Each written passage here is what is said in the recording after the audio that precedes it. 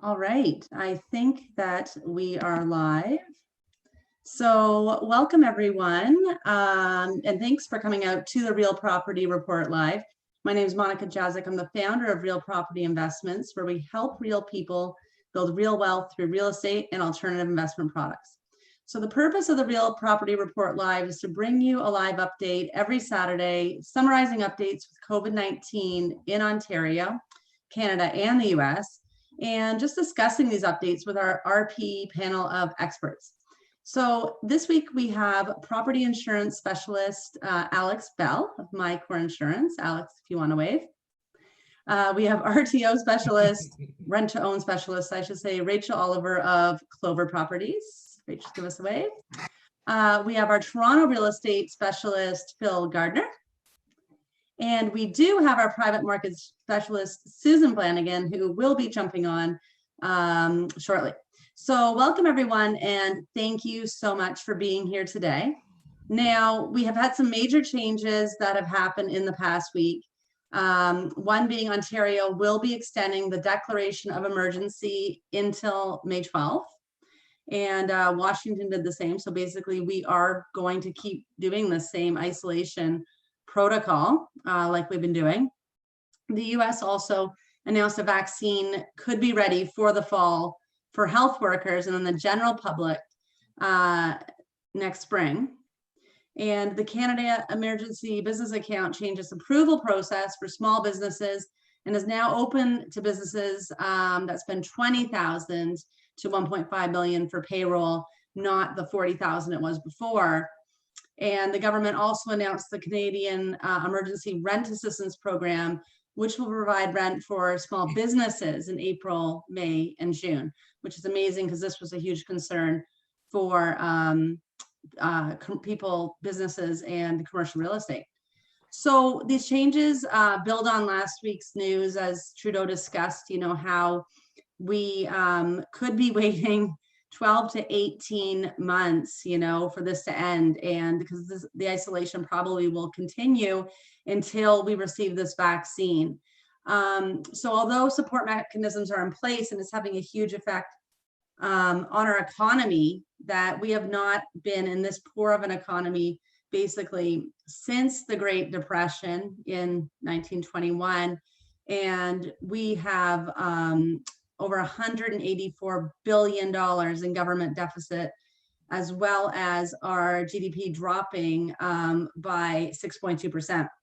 So obviously everyone here today, this is obviously going to have effects on all of us here today. We're all entrepreneurs, we're all experts in different parts of real estate and wealth building in the investment markets. So we're very grateful that you guys came out here today to really kind of reflect on some of these key points. I mean, it's a full-time job keeping up with the changes, and this COVID-19 is in a constant state of flux. So I'm really interested in knowing, or asking you professionals, how this kind of is affecting you. So Alex, I don't know if you saw on our Instagram, we kind of had this fun post that we put out there actually talking about how Wimbledon tennis tournament actually put in $172 million claim because they have pandemic insurance and they had to cancel the Wimbledon event, which I thought was pretty funny. So in most home ownership policies, is pandemic insurance even an option, or is that included at all? Great question, Monica. First of all, thank you for having me today. So this is a question, obviously, all of my clients have been asking me, and unfortunately, the short answer is no. I'll drill down further as to why. In your insurance policy, hopefully you have what's called broad form coverage or broad form wording, all right? Broad form wording covers 25 to 30 insurance perils. An insurance peril is, an example of that would be like flood, sewer backup, tenant vandalism, hail, things of that nature. The global pandemic, unfortunately, is not covered in broad form wording.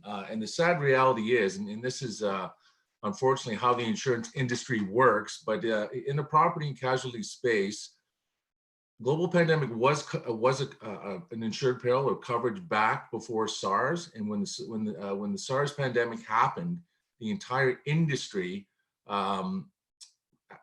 they actually excluded that from the policy, right? So the sad news is now, that being said, your insurance policy should, and most policies cover what's called loss of rental income. So if there's a loss due to sewer backup, vandalism, whatever it is, your insurance policy will pay for the gross monthly rent roll, not the positive cash flow, but the gross monthly rent roll while they are repairing the damage to your investment property.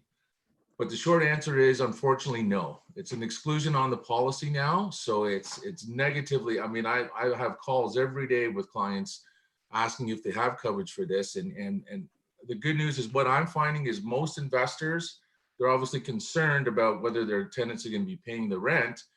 The majority of people have had a positive experience with their tenants paying the rent as of April, but a lot of people, at least that I work with, are now being told their tenants are preparing them that they're not going to have the rent come this May 1st. So it's a uncharted situation for a lot of investors. I know when I do a pro forma, and I'm sure this applies to everyone, when you're filling in the pro forma and you're managing risk, right? Whether it's vacancy or whatever your pro forma consists of, there was never a box or a column for global pandemic, right? So we're in absolutely uncharted territory. And the sad news is there is no coverage for that right now. Even if you wanted to buy that, even if people wanted to pay extra for it, you simply can't buy it. So Do you that's think the it's going to first change issue. though? Like, Sorry? after we get through this, do you think pandemic insurance is going to be a Yeah, natural I offer? highly doubt that, Mana, because the insurance industry, they're in the business of managing risk, and they're in it to make money. Clean, but simply put, they're no different than big pharma, oil and gas, banks. They're in it to make money, and that's what happened to them when the SARS epidemic happened. They lost right through the global industry, reinsurance markets, everything. They took an absolute bath on it. So I highly doubt you will find. Now there are some specialty insurers that, like at Lloyd's of London and different companies like that I do have access to, but in my personal opinion, I don't see that happening. So that's the first issue with respect to the insurance piece. The second is, and rightly so, a lot of clients are saying, hey, I'm not going to be able to make my insurance payment in May. What is happening with that? So I've had a lot of conference calls with the different insurance companies that I partner with. And right now their position is there will be no moratorium on the insurance payment. That was their position at the end of March and going into April. In my opinion, I think that'll change depending on how long this goes. If we get into May, like the banks, and we'll get Rachel and Phil to talk about mortgage payments and whatnot. But I honestly believe they'll have to give the consumer some relief, right?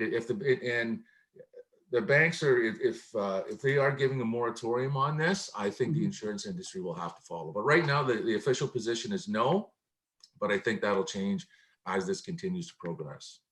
Yes, because the finance minister, Rod Phillips, just gave relief to all the auto insurance. Yeah. So my question to you was, do you think that the home insurance I do.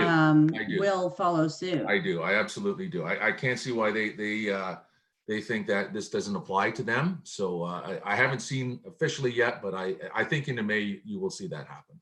Right. I think everything just changes so fast. And, a lot of these things that are happening now are going to be, they might have to extend certain things. They might have to change. Like everything kind of seems to be happening in real time. So nothing really seems to be too much, set in stone. Yeah. And it's funny because one other piece. So I was speaking with Jillian Irving yesterday or the day before. And as you know, her portfolio, she specializes in student rentals, right? So the majority of her students have said they packed up and went home as schools closed. So she phoned and she asked me about the vacancy coverage, right? And most policies will only provide 30 days vacancy coverage, where a program that I that I have, it's actually extended to 120 days, right? So she was concerned about that. So what will happen there is the one company that I placed business with respect to the realty program, I've asked them, are you going to grant a free extension on the vacancy piece? So I'm in negotiations with that, because that's a real concern for investors as well. After the 120-day period, then or 30 days with some companies, you then have to purchase what's called a vacancy endorsement in order to keep your policy coverages in place. A vacancy endorsement for the typical investment property could run anywhere from $100 to $200 per month. So that's another expense that investors are going to be faced with, right? So that's something that I'm working on to try and get free as well. Right, right. And I have a question actually from one of our viewers. Yep. He says, good afternoon, panel. I was just going to bring up the point about rebates for auto insurance. If and when this is applied to the property insurance, how might it work? Yeah, great question. And the answer is, I don't know yet. Again, we haven't seen that. I just do property insurance. I don't do car insurance, commercial car insurance. So I don't know exactly how that's being rolled out. But I imagine that with most insurers to help with cash flow, they do a monthly withdrawal from their account. So I imagine there would be a freeze on that withdrawal, is what I would assume will happen. Right. Yeah. Well, thanks, Alex, for that. That was very thorough. And yeah, I'm waiting to see. We'll definitely have to have you back on, because we want to see, different things that are happening. Because like I say, this keeps changing in real time. So, yes. And as I'm sure you've seen, Phil, you are a Toronto real estate specialist. You also live in downtown Toronto. Yep. So you're very familiar with this market. You have quite a few investment properties in this market, and you help a lot of our investors get involved in the Toronto market. What are your views on how this has affected the Toronto market, and how is the Toronto market really performing right now? It's definitely changed. I was watching last week. I remember Danielle was talking about how Hamilton started to almost heat up a little bit, right? I think we've had a bit more of a reverse effect in Toronto. Coming into January, February this year, things were hotter than they were for the past 2 years. We were seeing, 30 plus offers on some properties on kind of on a regular basis, and getting smoked on a lot of stuff when it came to making offers. After this all started, it took, I would say, at least in our market, we focus on a pretty specific niche of like the St. Clair West, Eglinton West area. The demographic of homeowners is a lot of older population. If I were them, I wouldn't want to be listing my home right now, right? Don't want as much exposure as they have. And we've seen a lot of that. A lot of it, when it first started, they kept going with the offer dates and the same style of listing as they had been doing. And at this point, I'm seeing about 50-50 with an offer date. The properties that were listed end up sitting, and then you go back and you check them kind of a week later, and we were seeing a lot of terminated, suspended, like price changes and things like that on the guys that hadn't really adjusted to the current market. From a listing standpoint, what I'm saying to a lot of our clients, if you don't need to sell right now, don't. Right? It's anybody that's going to buy right now is probably going to be buying a good deal from the buyer side. So long as the fundamentals still work, absolutely, there are some deals to be had. I think, Monica, I sent you a couple that were pretty turnkey, good stuff, just from guys that are trying to get into a more of a cash position right now, right? Before who knows what happens with all this. But there are still deals. Like I had an offer 2 days ago that we got accepted on a condo where 2 months ago we had it listed for $750. It was dropped to $660, no offer date. We kind of snuck in there one day on the market and was able to get a good deal for a client who's looking to move in, so he's not really too concerned about the long-term outlook, right? On the price $660 in Toronto. I mean, that's for insane. a 700 plus square foot, 1 plus den. Like it was a good spot. It was a good price for what he had. It was a condo though, not freehold. But I mean, when we do most of our single families with you and duplex and then convert to triplex, I mean, this 750 to 900, even then you're finding these phenomenal deals. And I know you came forward, a couple of them, your buyers did get cold feet and they really were scared. They wanted out. And we did even, end up, they're willing to sell even for less price in exchange for a quick sale. So people still are making money in the Toronto market for sure. One thing you just said though, is you said that there's older people who aren't moving around or looking so much. Now, another interesting stats that I pulled up from this week actually is the fact that 32.7% of the most recent COVID-19 people have been ages 40 to 59, and 23.3% 20 to 39. So this is 55% of these cases now are with Yeah. younger people. Yeah, And that's a kind of scary shocking, as stat. we're all kind of securing ourselves saying, oh, this is for older people. And if you're seniors, it doesn't matter. 55% of these cases are now really with people ages from, 20 to 59. Now, you live in downtown. How are things there? Are people respecting social distancing, or are people kind of still carrying on like, I think they they're used to be? starting And to is get that it causing a now. problem? Like I was, I think they're starting to get it now as the the new news reports come out that it is going to be harmful to younger people as well, as we get yelled at by every politician every week to stay inside, right? But there are still, so I live very close to like the waterfront and to Trendy Bellwoods Park.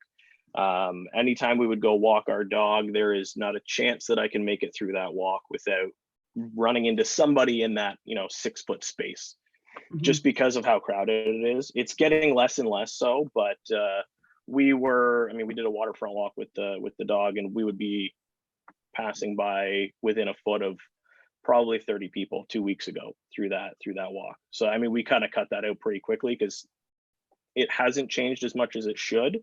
But they're ticketing pretty heavily down here. Like there's cops on horses, on bikes, walking around all the parks and things like that.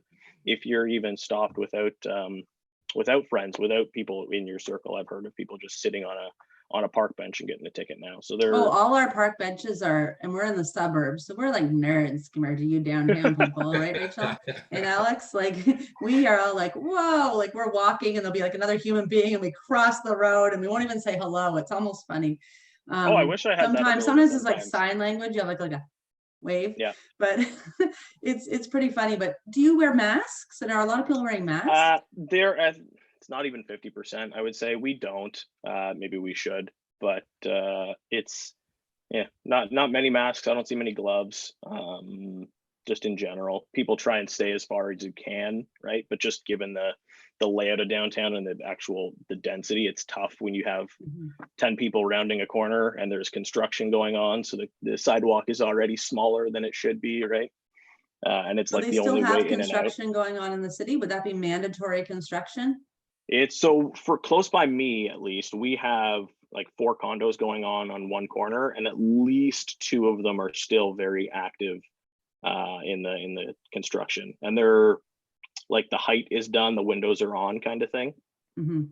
So they're in a, I don't know, mid stage of construction, I would say. Because everyone is allowed to continue with their existing projects, I guess, which is Yeah. pretty good, I guess, for the Toronto real estate market. Everyone else is deemed essential. Have you been caught or deemed non-essential? If you just want to go out and renovate your house, like tough luck, Buttercup, unless you got Well, those permits in before a couple weeks that's it. ago. Yeah, we had a But what client about that you? I closed a mean, you couple do weeks ago. huge renovations on your Yeah, properties. Did you get caught mid-renovation? I did not. So we just finished, I think you saw the property on Trowel. We had just finished that one and leased it out. We got the basement lease in for like, he moved in today kind of thing.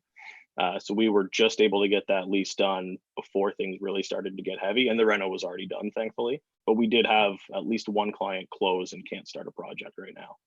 So he's Yeah. just sitting on the property, unfortunately.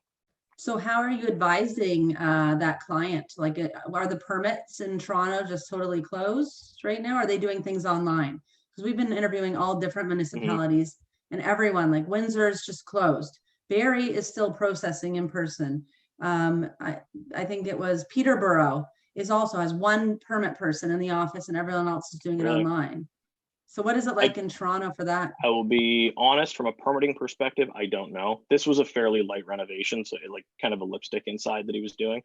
So I don't think he was going about the permitted route anyways, except for a couple of small permits for like water supply line changes. So that work he is still going to be able to do. The plumber doing the supply line is able to apply for locates and is able to apply for the plumbing permit online. For the rest of the stuff, he's decided he's putting on pause just for the time being, just to see where it ends up going. But I genuinely think the wait and see at this point, like that's the stance we took going into a lot of this, especially a month ago, was just wait and see. We don't know. Like you were saying, things change every 24 hours at this point.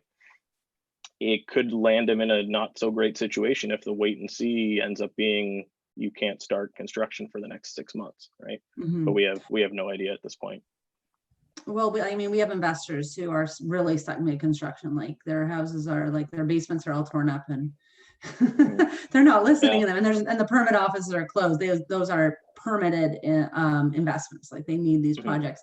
For people who are like a lipstick thing, I mean, if they're not so inclined to make use of this time and be a DIYer, could you get just like a general handyman or a contractor go in if permits aren't approved and to go in, even though it's non-essential? What is the fine for that? If a worker all by themselves in a house in isolation goes in there and does some of these repairs, could they get ticketed and in trouble for that? Because I hear some of these fines are $25,000. I believe you can. I don't know myself, but like you said, I believe it is in that $25,000 range to be ticketed for doing non-essential work right now. And to the same token, right, if you're not only triggering that non-essential work, if you are doing work that's maybe not supposed to be done, should be permitted work in that house, you're also opening up that can of worms to get a stop work and all that associated problems, right? And associated fines. Well, the government seems to be coming up with different measures all the time because they don't want us to, suffer. It sounds like they're trying to push us through this. They're offering these relief programs. They're trying to, provide support. I think we talked last week about how they're providing support for the restaurants and that sort of stuff, a new kind of funding for them to help them recover. So we have our restaurants, we have our commercial storefronts, and we have our people not going without. So it's great, but it's really important that we do stay inside and to stop the spreading. So I really hope, because the 54% of the cases are in Toronto. Now, some of that's Greater Toronto, but a lot of that is down core. So the faster that people really do start respecting this and realizing this just is not an old person's. Now, I know there's been a bunch of outbreaks in seniors' residences, which has been really, really concerning, as well as hospitals. I mean, our frontline workers are getting the brunt of this for sure. But it's really important now. This isn't just for the elderly. Anyone could be effective. And if we want this to slow down, we have to contain this first. And otherwise, we will be here for 12 to 18 months. And I mean, although I'd love to continue with the Real Property Report every Saturday at 12, I'd also love to be reporting on other news aside from COVID-19 and how this affects. I mean, we could always give more information, but I just would love, I can't wait for the day when we don't have to talk about this anymore. Now, Rachel, as a rent-to-own specialist, and in like one sentence, you're going to provide a quick explanation on rent-to-own, because not everyone even knows what a rent-to-own is. But how are you finding the COVID-19 has affected the rent-to-own market? Do you think there's going to be a greater need for rent-to-owns as people are having more and more difficulty qualifying for mortgages? Oops, you're muted. Hold on. Muted. I'll unmute you. There you go. Okay, we're going back and forth here, muting you. Like a hokey pokey or something. Jeez. So the first question being, what's rent to own?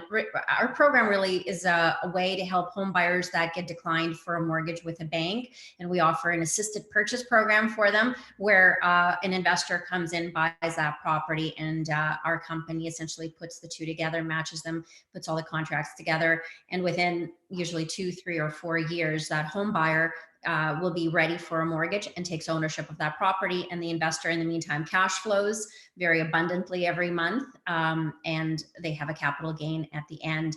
And rent-to-owns in this market especially I mean, they've always been a cash flow rich strategy for real estate investors, because the tenant buyer that needs the rent to own has to build up a bigger down payment. And our program allows them to build up a 10% down payment credit. So if they're coming in with $20,000, not first and last month's rent, but $20,000, that's their initial down payment. We basically get them to double that initial down payment through their monthly payments. So they came in with 20, they'll end up with 40, and that 40 is accumulated through the monthly payments. So it actually creates a pretty strong cash flow while you're helping another family overcome the barriers that they're facing. And you know, really, we've been doing this since 2009, and we've gone through so many different transitions with real estate, with financing rules. So for us, this is just another obstacle, with a few more bumps. The demand from home buyers continues. I have to say that we haven't seen a slowdown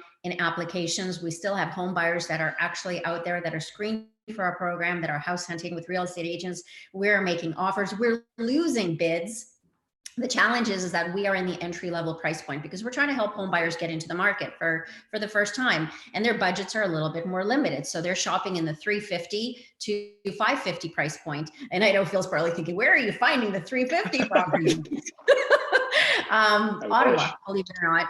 Ottawa still is a great market. Strong bidding wars there, and we've lost 3 bidding wars in Ottawa, believe it or not, back to back, for the same family. But they're still, they're committed. They want to move in. They have a $30,000 down payment ready to go. They have a family. They want to establish roots in a community. And now more than ever, people need a sense of stability. Now more than ever, people need to feel that they are in a safe, comfortable environment. So as far as I'm concerned, we are still offering that service and that opportunity to home buyers. On the flip side, we have investors. Because the interest, I was reading an article on RateSpy, and they announced obviously that the interest rates are not shifting. We are still in a very low interest rate market, which is music to my ears and every other investor, because our cost of borrowing is still at an all-time low, which means that our cash flow is going to still stay pretty high. And with rent to own specifically, if investors are looking for liquidity, like for me, the first thing that I did was I thought, okay, how much of a line of credit can I get? Can I bump it up? Because I'm using those line of credit funds for liquidity, because we as investors need liquidity more than ever. But what I couldn't get my head around is like, okay, if I'm pulling out, $50, $40, $50, $100, $150,000 in my line of credit to create that liquidity, at what cost am I doing it? I don't want that money sitting in my bank account doing nothing. I would rather throw that that line of credit onto a property. And I know we just heard from Scotia saying you can't use your line of credit. I knew you'd say that. We can't use your line of credit for a down payment. But wait, when you're working with the right mortgage agent, anything is possible. So it is still doable. We are still doing it. And the reality is, when I'm borrowing, $100,000, my rent to own cash flow covers the interest rate, and I'm still able to make an extra, $600-700 in cash flow on top of that.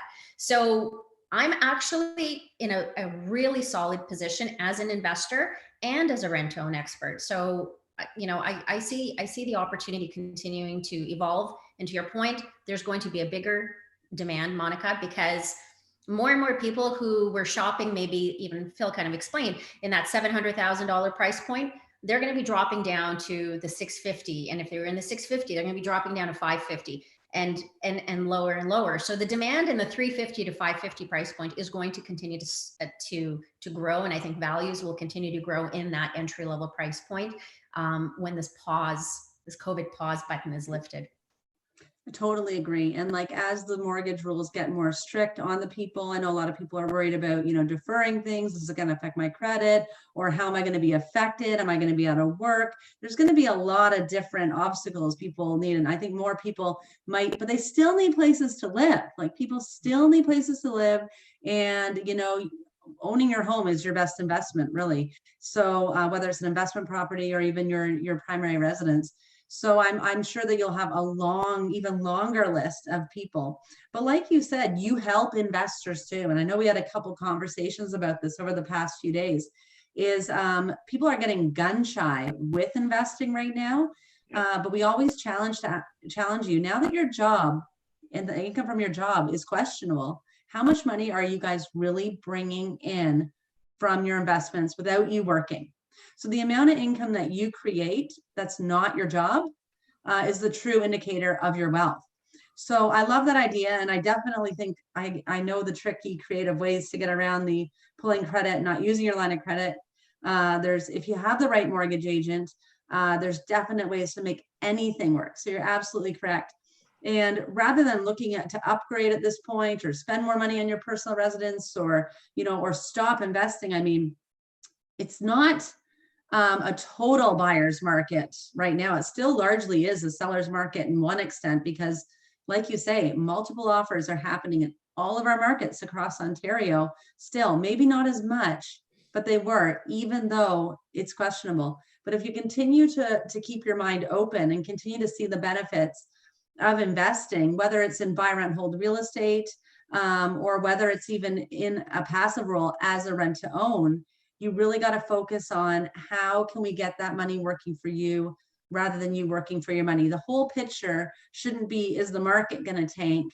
The whole picture should be, is this whole economy changed forever? And why the heck have I been so dependent on my job for the past 5, 10, 20 years? Like, this is a wake-up call that if you are dependent on your income, you've been doing things wrong. We need to get that money working for us. We have to create those residual streams of income. And $1,000 a month, $500 a month, I mean, just using leverage you already have, you're right, Rach, like anyone can do this. So definitely, I agree that rent to own is only going to pick up steam and continue to be one of the strongest investment strategies that everyone should have in their portfolio. So I definitely encourage everyone to reach out to Clover Properties, as they are the best RTO company out there.